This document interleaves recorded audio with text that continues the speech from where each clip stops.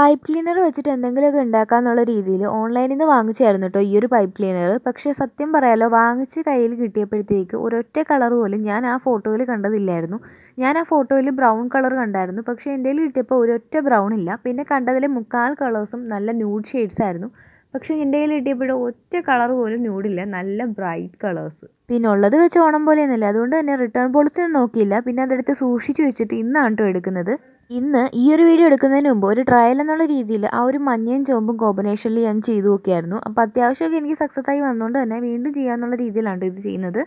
പിന്നെ സൈഡിലിരിക്കുന്ന ആ light purple shade ഉണ്ടല്ലോ, അത് സത്യത്തിൽ ഇതിൻ്റെ കൂടെ ഉള്ളതല്ല, ഇതിന് മുമ്പ് ഉണ്ടാക്കിയതാണ്. അപ്പോൾ അത് ഇതിൻ്റെ കൂടെ ഉള്ളതെന്ന് ആരും വിചാരിക്കരുതേ. പിന്നെ നിങ്ങൾക്ക് ഞാൻ സ്പോഞ്ച് യൂസ് ചെയ്തതിന് പകരമായിട്ട് തെർമോക്കോൾ യൂസ് ചെയ്യാം. അതുപോലെ തന്നെ അതിനകത്ത് ഒട്ടിക്കാൻ യൂസ് ചെയ്ത മിനി ഗ്ലൂ ഗണ്ണിൻ്റെ ലിങ്ക് ഡിസ്ക്രിപ്ഷൻ ബോക്സിലോ കമൻറ്റ് ബോക്സിൽ പിൻ ചെയ്തോ കൊടുത്തിട്ടുണ്ടായിരിക്കും കേട്ടോ.